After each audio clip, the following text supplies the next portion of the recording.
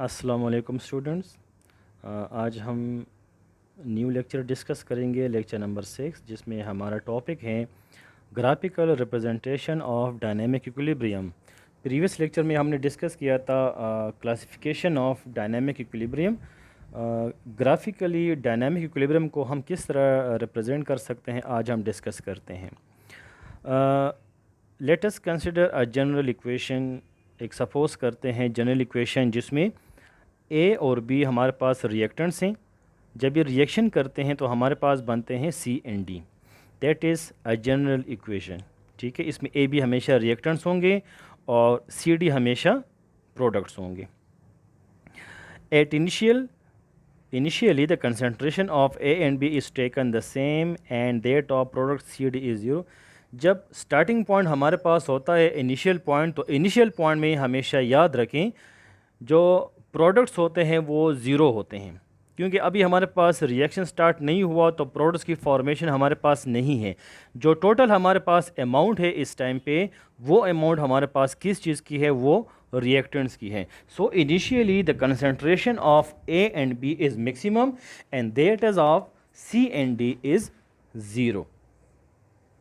जैसे टाइम गुजरता है और ए बी आपस में रिएक्शन करते हैं तो इनिशियली जो ए बी का जो रिएक्शन यानी फॉरवर्ड रिएक्शन का जो स्पीड होगा वो तेज़ होगा। इनिशियली हमारे पास जो फॉरवर्ड रिएक्शन होता है, यानी जब ए बी सी डी में कन्वर्ट होता है तो ए बी जो है जो रिएक्शन करेंगे तो स्टार्ट में हमारे पास जो फॉरवर्ड रिएक्शन होगा स्पीड अप होगा। टाइम के साथ साथ ये स्लो डाउन होता जाएगा, क्योंकि फिर हमारे पास सी डी बनेंगे। जब सी डी बनेंगे तो सी डी हमारे पास प्रोडक्ट्स हैं, यही सी डी दोबारा रिएक्टेंट्स में कन्वर्ट होंगे तो फॉरवर्ड रिएक्शन का स्पीड स्लो हो जाएगा और फिर सी डी जो ए बी में कन्वर्ट होते हैं और ये रिवर्स प्रोसेस में आता है तो फिर हमारे पास रिवर्स प्रोसेस इंक्रीज़ होगा और फॉरवर्ड प्रोसेस स्लो डाउन हो जाएगा। एक टाइम ऐसा आएगा कि फॉरवर्ड रिएक्शन का जो रेट है वो रिवर्स यानी बैकवर्ड रिएक्शन के इक्वल हो जाएगा। जब वो स्टेज हमारे पास आ जाएगा, that stage will be called a dynamic equilibrium. ये हमारे पास ग्राफ हैं, आप ग्राफ में देख सकते हैं। शुरू में इनिशियली रिवर्स प्रोसेस ज़ीरो होता है और जो हमारे पास ए बी हमारे पास टोटल अमाउंट ए बी की होती है, तो स्टार्ट में आप देखें स्टार्ट का जो लाइन है, जो रिएक्शन रेट आप देख रहे हैं, ए बी मैक्सिमम है और सी डी हमारे पास ज़ीरो है।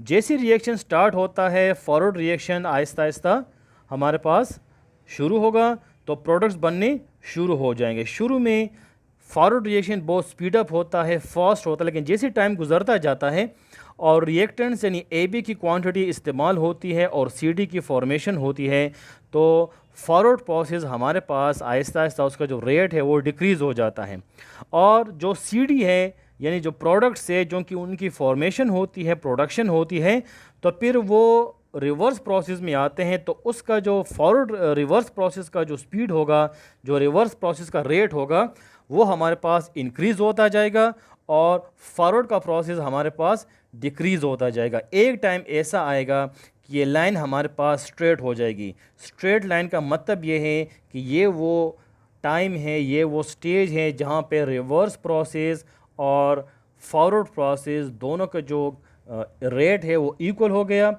यानी इस स्टेज पे ना हमारे पास प्रोडक्ट ज़्यादा बनेंगे ना हमारे पास रिएक्टेंट ज़्यादा बनेंगे, दोनों का जो रेट है बिल्कुल इक्वल है। सो ये जो स्टेज है that is called dynamic equilibrium. ये हमारे पास ग्राफिकल रिप्रेजेंटेशन है। ठीक है, तो इनिशियली प्रोडक्ट ज़ीरो होते हैं, रिएक्टेंट्स मैक्सिमम होते हैं। जैसी रिएक्शन स्टार्ट होगा प्रोडक्ट्स बनने शुरू हो जाएंगे तो फिर प्रोडक्ट्स जो है दोबारा कन्वर्ट होते हैं, रिवर्स प्रोसेस में आते हैं तो forward process Aahista Aahista slow down होता है और रिवर्स प्रोसेस फिर स्पीड अप होता है। तो फिर एक स्टेज हमारे पास ज़रूर आता है रिवर्सिबल रिएक्शन में, जब दोनों का स्पीड, दोनों का रेट बराबर हो जाए, जब वो स्टेज हमारे पास आता है that is called dynamic equilibrium. हम वाटर का भी एग्जांपल हमने लिया था, पिछले लेक्चरों में हमने डिस्कस किया था। जब डायनेमिक इक्विलिब्रियम हम डिस्कस कर रहे थे तो फिज़िकल इक्विलिब्रियम का हमने एक एग्जांपल लिया था वाटर।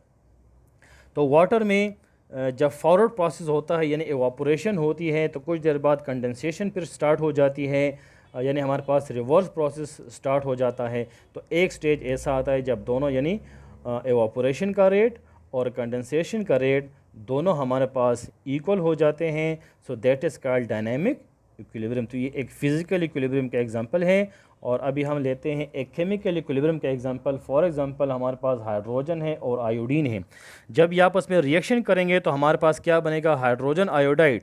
तो शुरू में हमारे पास हाइड्रोजन और आयोडीन की जो क्वांटिटी होती है वो मैक्सिमम होती है, मैक्सिमम अमाउंट होता है।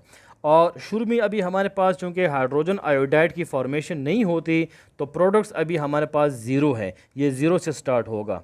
ठीक है, जैसे रिएक्शन स्टार्ट होता है हाइड्रोजन और आयोडीन रिएक्शन करते हैं, ये फॉरवर्ड प्रोसेस होगा और ये कन्वर्ट होता है इनटू HI, हाइड्रोजन आयोडाइड, ये जो आपको ग्राफ में येलो कलर में नज़र आ रहा है। ठीक है, फिर जैसे ही हाइड्रोजन आयोडाइड बनता है ये दोबारा डिकम्पोज होता है और ये कन्वर्ट होता है into hydrogen and iodine, that is called reverse process.